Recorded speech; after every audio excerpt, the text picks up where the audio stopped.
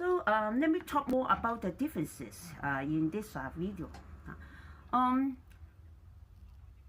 Actually, it's quite difficult to tell the differences when now there is no enough freedom in speech to speak something on the past and current issues in Hong Kong. You all know that even you are not in Hong Kong, you still don't find it safe, and then not only you yourself but your family, okay, also may face some prosecution, some wrong prosecution, or just because you are the family members of some dissidents, some opponents. Maybe they just voice the opinions online or on YouTube like me. Also, because you are not yet a citizen, so I think you also don't have the right to say that the federal government or the state government or the city government that they must be right or wrong. I think that I don't have the right to judge whether which one is right or which one is wrong. But I just now in the previous two videos, I just want to raise the issues that be careful that we might have some preconception that our opinions, our actions might be not objective enough. We can be quite subjective. And also nowadays we can't really trust the media, the news from any media, because they are also not objective enough. They can be bribed, or they can be paid by some we don't know by some parties concerned to do this news for them in a subjective way. Also, nowadays situation can be so complicated that when we have some footages on someone doing some bad thing, actually we don't really know that whether they are real rioters or they are just paid by money, or whether they are real protesters, that they just want to voice their lawful opinions as a citizen or as a resident.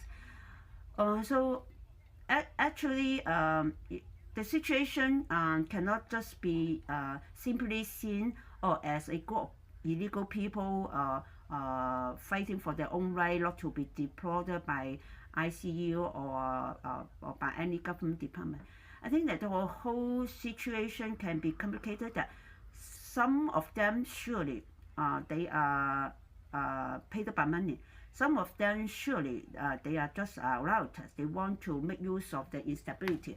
Or some of them they are just violent supporters, that they just want to use any violent action to do something against the government which they hate so much, or which they just want to make trouble to them. Or some are really some are really illegal immigrants, that they don't want to be deported. They just want to be seen on the video on any news, and then they can get some support from other people. Oh, you see that how, and then sometimes they are interviewed, and then they will give their own opinions. Oh, you see that they are not way to do so. We are just living here. We just want a right to live here. We don't want to be deported, just like that. They will give reasons that the reason that nobody should take away. Okay, so if their rights are being violated, no matter by any people, by president, by government, by ICE, by national government, anyone. So we should come out. We should come out. And then here is the U.S. U.S. should have freedom to speak, freedom to protest. So we come out. Of course, when they come out, whether they come out really peacefully to voice their opinion, or they really come out just to take any violence to to protect their own right, to voice their opinion, to let the whole world stand beside them, or to make use of it to get the support of those government opponents, so that they will be given some support.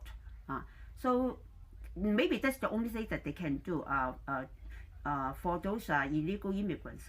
If they are really the majority in the of the routers, maybe this is really their only way to voice their opinion. Otherwise, they can only choose to be deported peacefully. Of course, most of them, you know that, especially in the U.S., most of them, the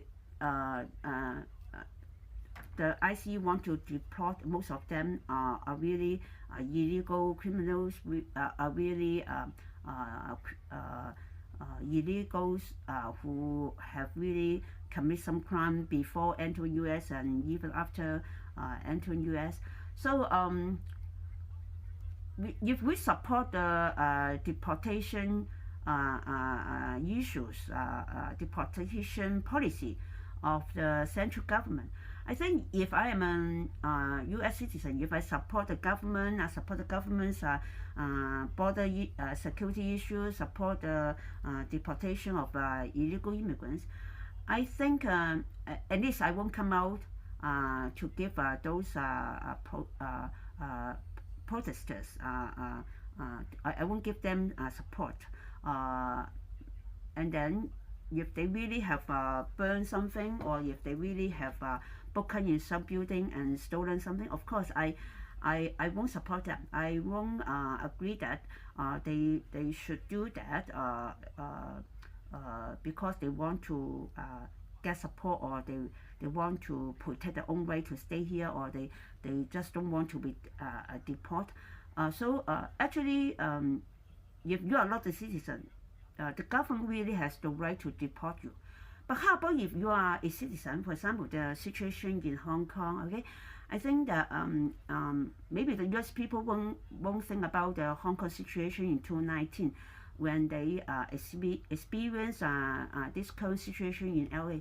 But those people who are in Hong Kong, or who has fled from Hong Kong, or who pay attention to what is happening in Hong Kong, or who support the Hong Kong movement in the past, I think they will think about the true situation, and then they will try to understand more, or then try to speak more, maybe for the issues in Hong Kong, or understand more about the issues in Hong Kong. If I am or you are a Hong Kong citizen, when you see some government laws who will take away your right, not the illegal immigrants' right. Now the situation in LA, actually it is the deportation policy against the illegal immigrants or illegal criminals in Hong Kong, in the U.S. So even you are the citizen in LA or in the U.S., of course you have the right to support them. If you think that, oh, everyone has the right to live in the U.S., even the illegal, you can have that opinion, all right? But if you are the illegals, if you are not the citizen here, of course people have the right to deport you. You can say nothing, right? You can do nothing, okay? Unless they use some very violent way, brutal way to deport you. Otherwise, you don't have the right to refuse to be deported because you are not a citizen here. So what happened in Hong Kong? Actually, most of the people involved, no matter you call you rioters, no matter you call you protesters, most of them, over 19.99%, I believe, they are Hong Kong people. They are Hong Kong citizens. They were born in Hong Kong, or they were brought up in Hong Kong since a small kid, or since a young adult.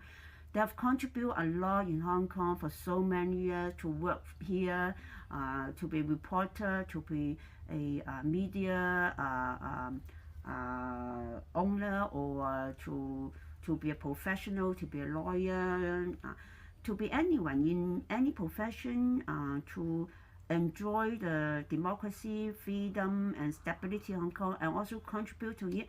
Of course, some days when they find that this kind of freedom or this kind of citizenship right that they have been enjoying so long, they are free of any fear, okay? But now they believe that all those will be taken away, all those will be under threat, okay, if we don't come out to voice. Of course, when over 90% citizens come out to voice, come out to support, come out to show their disagreement, no matter you call it as a protest or you call it as a riot or violence, anything. Of course, this is different.